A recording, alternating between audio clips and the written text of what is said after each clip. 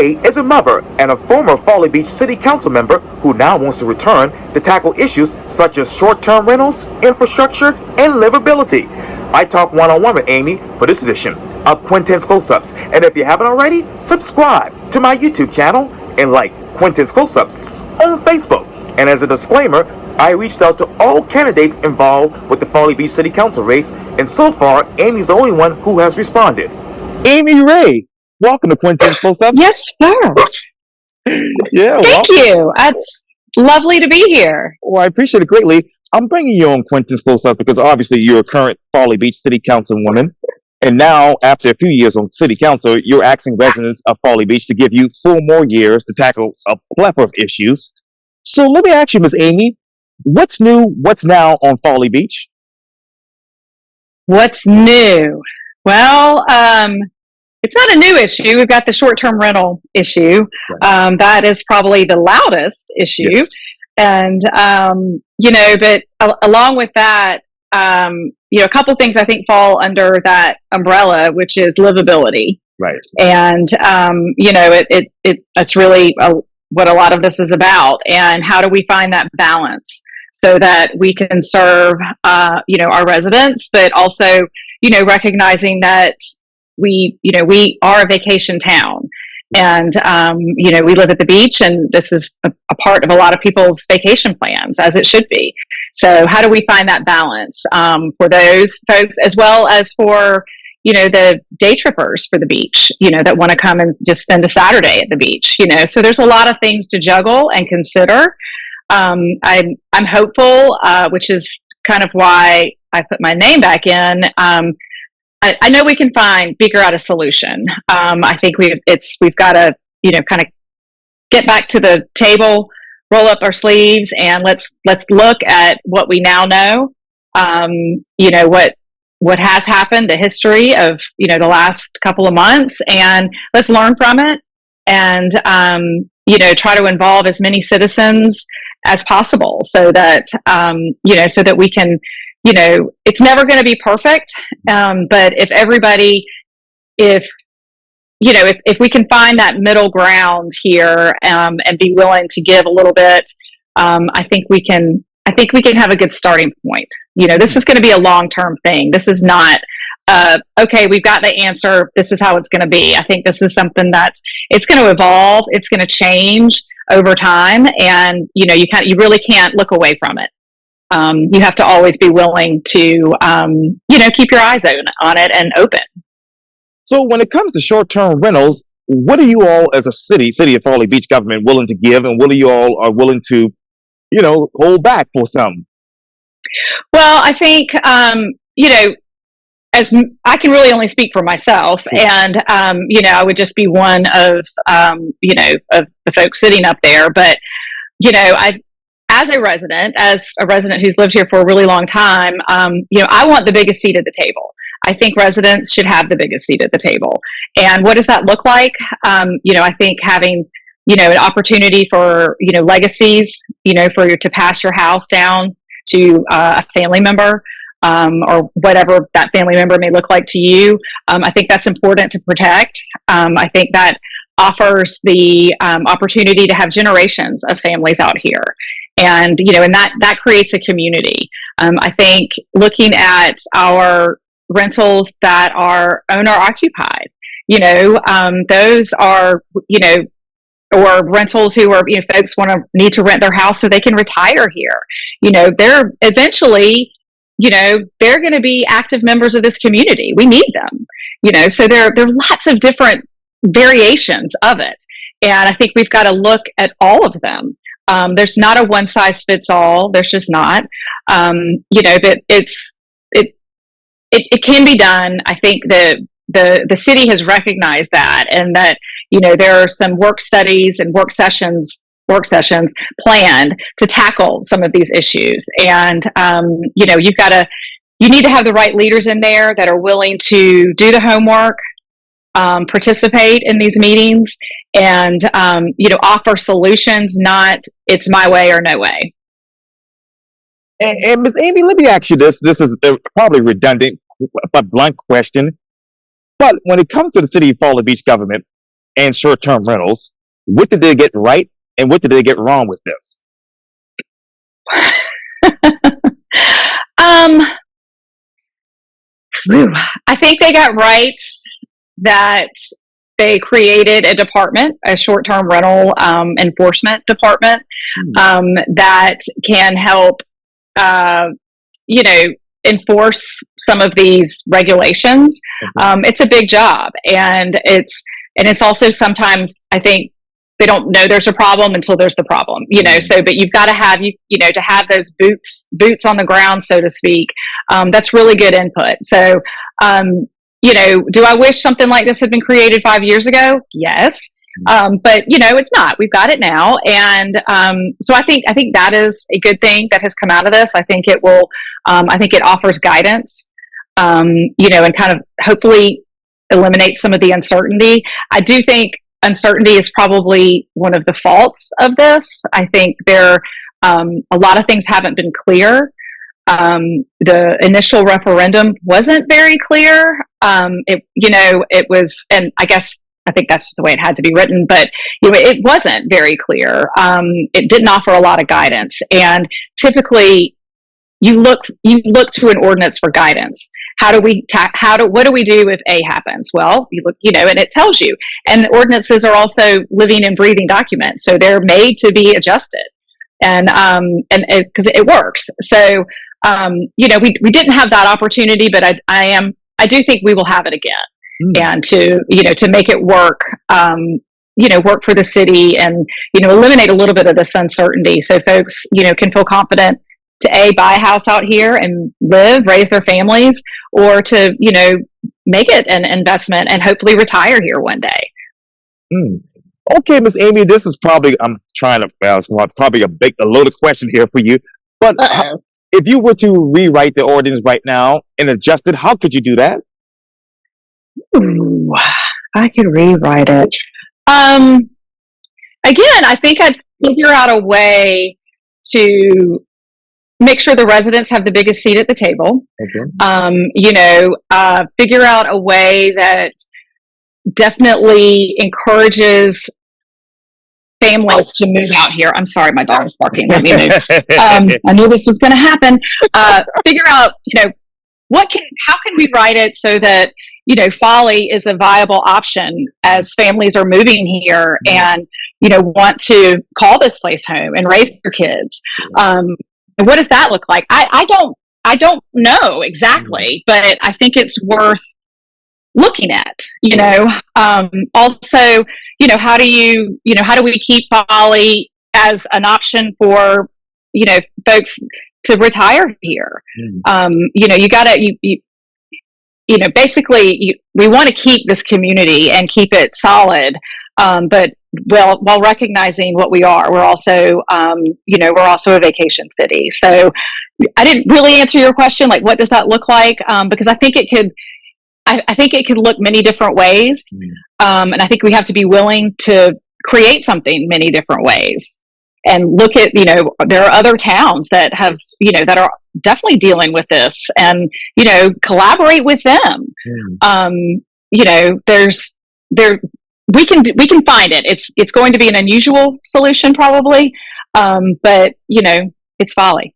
Yes, ma'am. So let me ask you, since the explosion of short-term rentals along the Barrier Isles here in the Lowcountry, how many families have actually moved onto Folly Beach? I don't have that exact number. Okay. I would be making it up if I did. It's probably not as many as I'd like. I think I do know of families that have moved here, within the last 2 years, and so it is happening. Yes, ma'am. And and that's when I ran in 2018. That was kind of that was important to me to, put Folly on the map as a place that you can move with your family and raise your kids out here. It's very much, can be that community for people. It has been for myself and many of my neighbors. And I hate to ask this question too, but how many retirees have actually flocked to Folly Beach? I think a lot. I think a lot have and again, I don't have that Right. hard number, but I think a lot, and probably the pandemic might have sped that up a little bit. Yeah. As the option to work from home is very viable and real when the Zoom works, and so it probably did speed up some people's plans, which is great. And I think it also probably brought in a lot of people that maybe would never had thought about living here, but they're like, wow, I can do this now, and it's, so there's a lot of opportunity. Yes, ma'am. And when it comes to the generalization of short-term rentals, how many short-term rentals are there in the city of Folly Beach? There are, oh my gosh. There are, I'm trying to pull up this number in my head,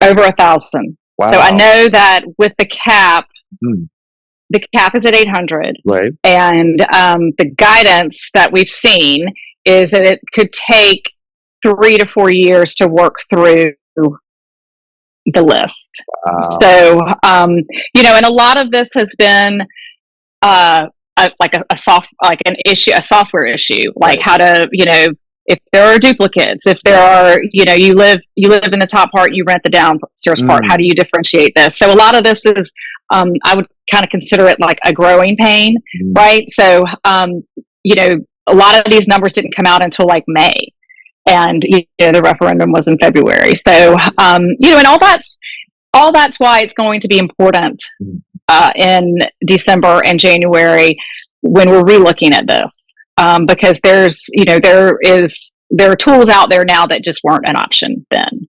Damn. So, what tools do you all have now to solve that?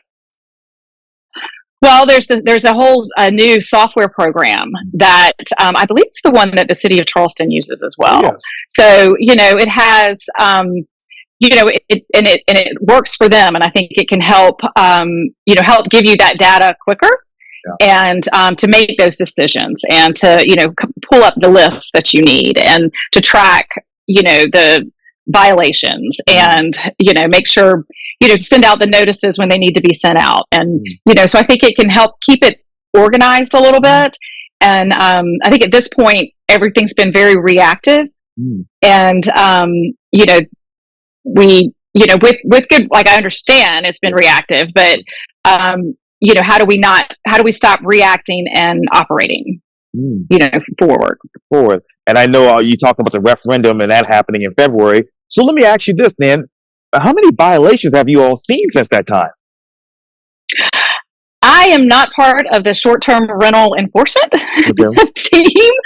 There have been many, and I think they've and not being on council at the moment, like I don't get the reports, So but I think they've ranged from garbage can violations to parking violations to probably some noise, all different levels, from a code red to okay, you need to pull your trash can in. Sure. Wow. So you talk about that list, Miss Amy. So are there any people? I hate to ask this question; it might be a weird question. Are any people, say, for instance, on a waiting list? There are, yeah. Like I said, the waiting list. I don't have that number stuck in my head, but the waiting list, as it stands, and the way that I understand it is, it could be 3 to 4 years long. Wow. So, and how, and I think that's one of the discussions that needs to be had is how to go through the waiting list. Is everybody on the waiting list at the same level, or, as a resident, do I, where do I fall on that waiting list? So, and I think those are all things that really, will be discussed. And I know this is probably a fundamental question to ask, but how many days are actually allowed for these short-term rentals to actually be rented on Folly Beach? You mean as for like a night stay? Oh yeah, that too. Yes, ma'am. It's a 2-night minimum. Wow. Now, how many resident occupied homes are there actually on the beach? Quintin, you were asking me. I'm sorry. After the forum, all of that info flushed out. Oh yeah. So there are about 2,100 residents out here.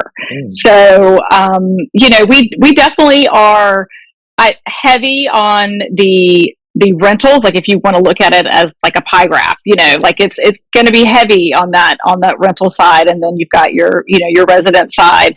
But that doesn't mean that one isn't equally as important as the other either, because I think it takes a balance of both. Right. And you talk about that balance. Let me talk to you about livability, as you just mentioned earlier in the interview. Where exactly is a study for livability for the city of Folly Beach? Well, we have a comp plan that was updated a few years ago and is up annually. There is a livability piece. And there are also, every year council, and this is one of the things that I really enjoyed on council, is we had strategic planning sessions in January.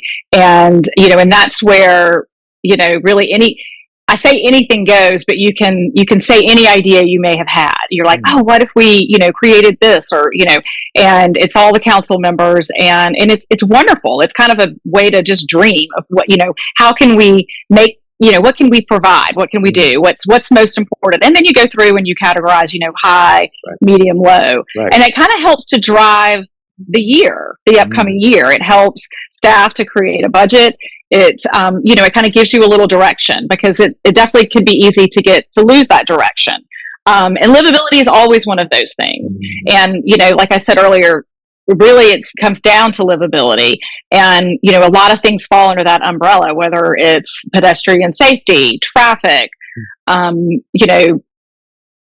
of it. Do we need more parks? Do we, all of these things, communication, it's all about livability, because we're, if you don't have a livability plan, or put it as a number one need, I think you just always have to keep your focus on that. Pedestrian traffic. What is the city's comprehensive plan for, obviously, the expansion of Arctic Avenue? Well, so they just had their second kind of informational meeting for residents. It was, I think, last week, and I think they definitely have gotten closer to something they can present. Sure. And it's I like the Arctic Avenue plan. I think the fact that we already have a one-way road on Folly, right, is kind of it's an opportunity, and to then offer a space for people to exercise, to push their strollers, to do all that. It can be a mixed use space, and I think and a lot of folks, is it going to take away parking? Is it going to push some of the parking into more of the residential areas? That's all something to be considered, and to weigh the benefit, so it'll be exciting to see the process, and, to kind of have an idea of the plan. Will it all be done at once? Will they do, up to 6 block? Will they, what is the plan? What is the city interested in doing too? And to have, we've got pedestrian paths now, that basically kind of create it's a square. And that's huge. Like, we didn't have that a few years ago. It wasn't even thought we had room for something like that, and we do. It's happening, and our people use it. Not everybody uses it, but it's there. And I think it also sets a precedence of, it's not just a driving beach. You can walk from Indian to East Arctic. We want you to walk, drive your golf cart, ride your bikes, do all of those things. And we're going to, try to make it as safe as we can, and, for what we have room for, because we don't have a lot of room. What else? My next question was, Amy, sorry about these bugs in my eyes, but let me ask you this. How can the city of Folly Beach grow smartly? Right. I think you rely on experts, depending on, what is the issue? Let's take beach preservation, for instance. Obviously, if we didn't have a beach, then we've got nothing to argue over anymore. And so I think, there are experts in a lot of these. There are traffic experts, there are beach experts. I think you rely on them because this is what they do. This is what they live and they breathe. And, ask those hard questions and think, think what's helpful today, but what's this going to look like 10 years down the road? You always, I feel like that was whenever we were considering things when I was on council before, I always had the question and thought, how is this going to look 10 years from now? Is this sustainable? Are we creating unintended consequences here? And there always might be, but, so I think it's something, you can't just think this is going to fix it and we don't ever have to look at it again. That's just not the case. Hold on, just a few more minutes. Hold on, please. Well, yeah. Okay, and one last thing, if you were to be brought back on to Folly Beach City Council, what exactly would you do on day one? I take a nap.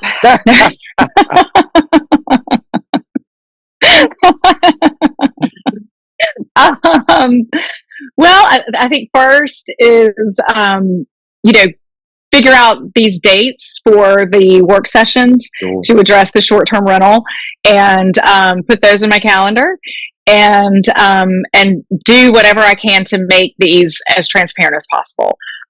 Get the word out. This is when the first one's going to happen and the second, and this is how you can stream it. This is how you can attend. If you have a question, use this email address, push out that information. Because I think the worst thing as a leader you can hear is somebody say, I didn't know, or I didn't understand, and you just want to make sure that everybody's working from the same page. You may not agree on the page, but we all have the same information and we all know how to find those answers, how to ask those questions and how to offer input. Because that's truly what it comes down to is, as leaders, you need to know what people want and you want them to feel comfortable telling you and know how to do it and how to do it efficiently so that the right information is out. And so, if you think about my first day, I feel like that's probably the number one thing is, how do we keep it moving forward and keep as many people engaged as possible, because there's a lot of people engaged right now, but we want to keep them engaged after the election. Amy Ray, thank you so much for your time. And again, welcome to Quintin's Close-Ups. Thank you. I enjoyed it. Likewise. Thank you.